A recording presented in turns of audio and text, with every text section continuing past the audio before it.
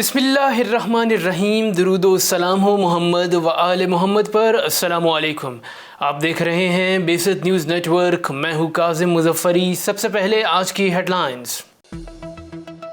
کالعدم تحریک طالبان پاکستان کا جنگ بندی ختم کرنے کا اعلان۔ ایشیائی ترقیاتی بینک کی پاکستان کے لیے 68 کروڑ ڈالر سے زائد قرض کی منظوری۔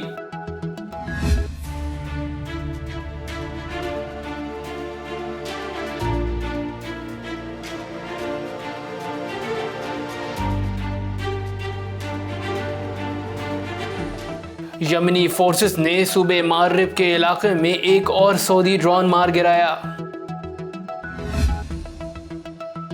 افغانستان کے علاقے دشت بھرچی میں دھماکے سے 2 افراد جاں بحق جبکہ متعدد زخمی ہو گئے۔ میکسیکو میں غیر قانونی تارکین وطن افراد کا ٹرک حادثے کا شکار ہو گیا، جس کے نتیجے میں 53 افراد ہلاک ہو گئے۔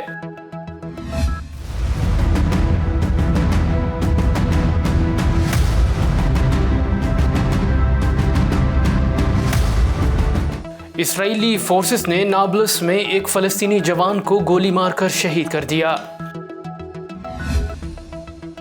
امریکہ نے چین، شمالی کوریا اور میانمار پر پابندیاں عائد کر دیں۔ افریقی ملک نائجیریا میں مسجد میں مسلح افراد کی فائرنگ، 9 نمازی شہید۔ پاکستان میں کرونا وبا سے بچوں کی اموات میں خطرناک حد تک اضافے کا انکشاف۔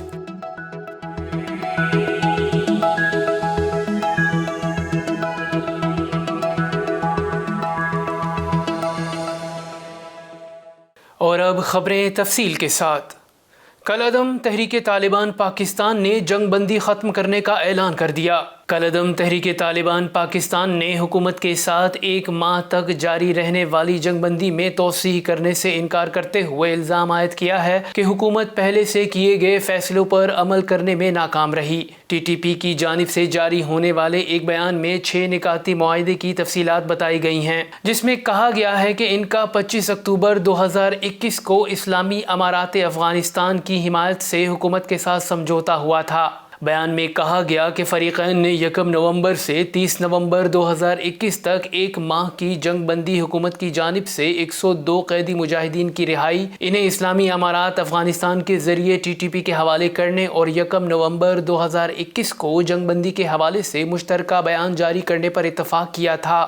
بیان کے مطابق حکومت نہ صرف فریقین کے درمیان طے شدہ فیصلوں پر عمل درآمد کرانے میں ناکام رہی، بلکہ اس کے بجائے سیکیورٹی فورسز نے ڈیرہ اسماعیل خان، لکی مروت، سوات، باجوڑ، سوابی اور شمالی وزیرستان میں چھاپے مار کر عسکریت پسندوں کو ہلاک اور حراست میں لے لیا۔ کالعدم ٹی ٹی پی کا کہنا تھا کہ ان حالات میں جنگ بندی میں توسیع ممکن نہیں ہے۔ اس سے قبل ایک آڈیو میں مفتی نور ولی محسود نے جنگ بندی ختم کرنے کا اعلان کیا اور اپنے جنگجوؤں سے کہا کہ وہ رات 12 بجے کے بعد حملے دوبارہ شروع کر دیں۔ خیال رہے کہ یہ جنگ بندی 9 نومبر کو عمل میں آئی تھی۔ واضح رہے کہ حکومت پاکستان کے کالعدم تحریک طالبان کے ساتھ مذاکرات کے عمل میں ملک کے متعدد علاقوں میں دہشت گردانہ کارروائیاں جاری رہی ہیں، اور اب کالعدم گروہ کی جانب سے جنگ بندی ختم کرنے کا اعلان ایسے معلوم ہوتا ہے گویا متشدد گروہوں کو خود کو دوبارہ منظم کرنے اور تیاری کے لیے وقت درکار تھا، جو اس نے مذاکرات کو ڈھال بنا کر حاصل کیا ہے۔ ایشیائی ترقیاتی بینک نے پاکستان کے لیے 68 کروڑ ڈالر سے زائد قرض کی منظوری دے دی۔ ایشیائی ترقیاتی بینک نے پاکستان کے توانائی کے شعبے میں اصلاحات اور صحت و شہری سہولیات کی بہتری کے لیے 68 کروڑ 50 لاکھ ڈالرز کے 2 پالیسی اور پروجیکٹ قرضوں کی منظوری دے دی۔ اے ڈی بی نے ایک بیان میں کہا کہ پہلے قرض کے تحت منیلا میں قائم قرض دینے والی ایجنسی ملک کے توانائی کے شعبے کو مضبوط کرنے اور اسے مالی طور پر مستحکم بنانے کے لیے فائنینشیل، ٹیکنیکل اور گورننس سے متعلق اصلاحات میں مدد کے لیے پالیسی پر مبنی 30 کروڑ ڈالرز کا قرض فراہم کرے گی۔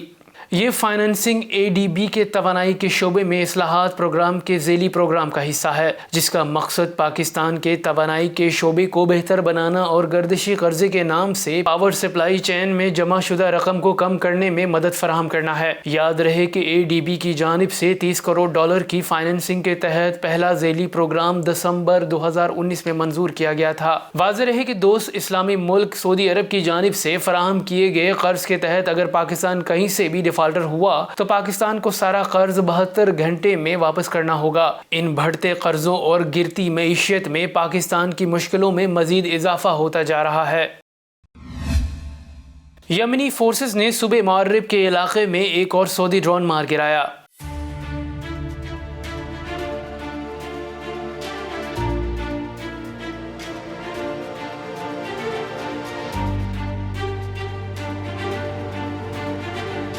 یمنی افواج کے ترجمان جنرل یحییٰ سرئی کا کہنا ہے کہ یمنی افواج نے تیل پیدا کرنے والے صوبے میں ایک اور سعودی ڈرون کو مار گرایا۔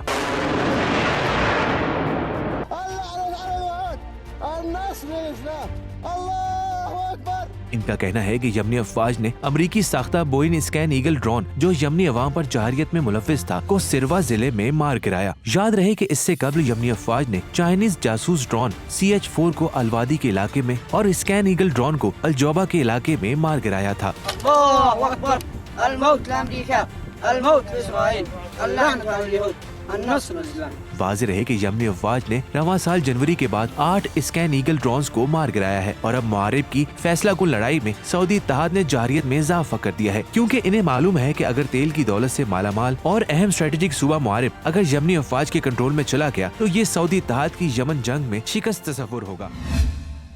اور اب ایک افسوسناک خبر، افغانستان کے شیعہ آبادی والے علاقے دشت برچی میں دھماکے سے 2 افراد جاں بحق جبکہ متعدد زخمی ہو گئے۔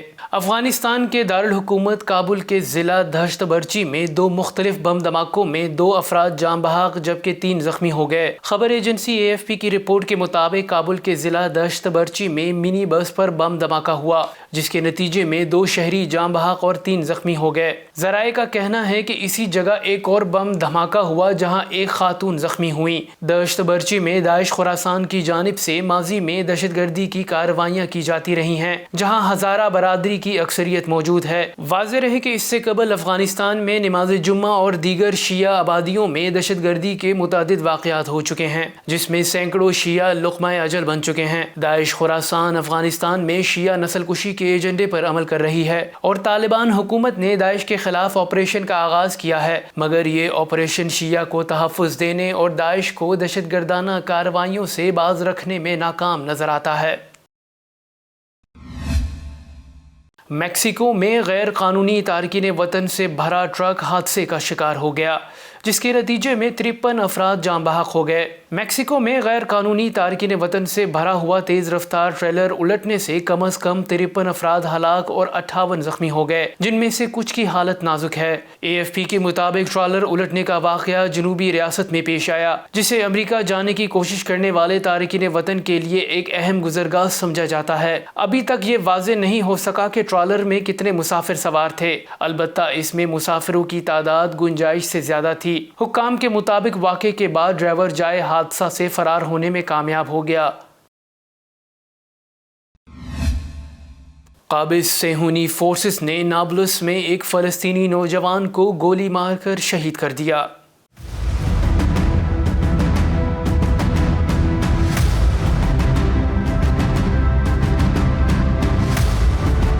غاصب اسرائیلی فورسز نے غیر قانونی آباد کاریوں کے خلاف احتجاج کرنے والے مظاہرین پر گولیاں برسائیں، جن میں ایک فلسطینی جوان شہید ہو گیا۔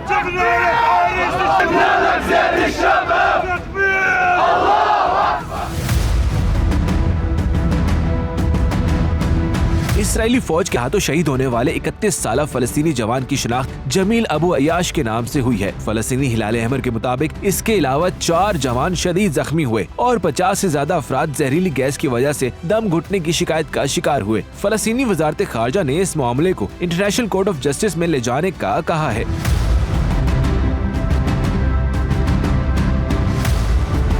वाज़ेह रहे कि फ़लस्तीनी अवाम मकबूजा इलाकों में अपनी जमीनों पर नाजायज सेहूनी बस्तियों के खिलाफ एहतजाज करते हैं, जिसको बज़ोर ताकत कुचला जाता है और गासिब सेहूनी अफवाज मुजाहिरीन पर गोलियां बरसाती हैं और जहरीली गैस की शेलिंग भी की जाती है। हर रोज इन मुजाहिरीन में दसियों शहीद होते हैं और सैकड़ों जख्मी हो जाते हैं। इन मजलूमीन को ना कोई इनका हक दिलवाने वाला है और ना ही इसराइल को इस जारहियत पर पूछने वाला है। मालूम नहीं ये सिलसिला अक़वाम आलम की मुजरिमाना खामोशी के बायस कब तक जारी रहेगा।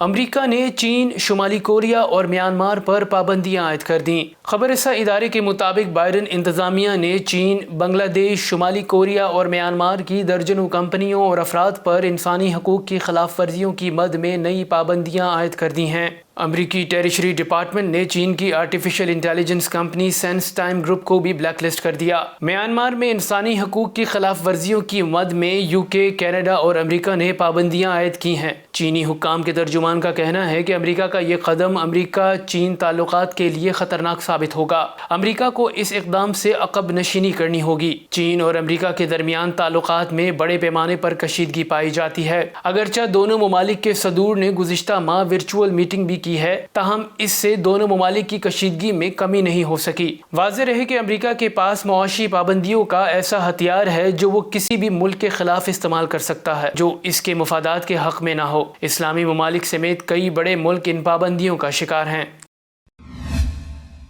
अफ्रीकी मुल्क नाइजीरिया में मस्जिद में मुसल्लह अफराद की फायरिंग से 9 नमाजी शहीद हो गए। नाइजीरिया की रियासत नाइजर में मुसल्लह अफराद की मस्जिद में फायरिंग से 9 नमाजी शहीद हो गए। गैर मुल्की खबररसा एजेंसी के मुताबिक नाइजीरिया की रियासत नाइजर के गाँव की मस्जिद पर मुसल्लह अफराद ने हमला किया।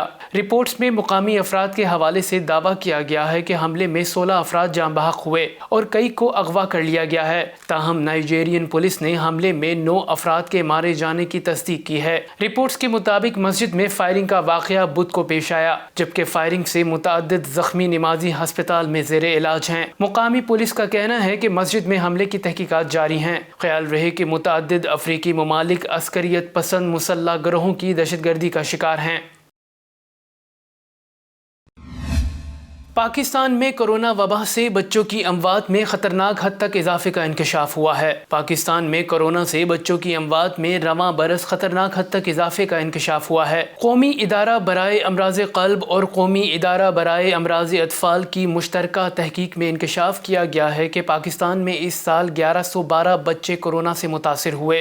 रिपोर्ट में बताया गया है कि रवा बरस अब तक आलमी वबा से 159 जान की बाजी हार चुके हैं और मुल्क में बच्चों की शरह अमवात 14% से ज्यादा रही। बड़े हस्पतालों की रिपोर्ट के मुताबिक 1 माह से 9 साल की उम्र के बच्चे सबसे ज्यादा मुतासिर हुए। माहिरीन ने 12 साल से कम उम्र बच्चों को भी कोरोना वैक्सीन लगाने की सिफारिश कर दी है।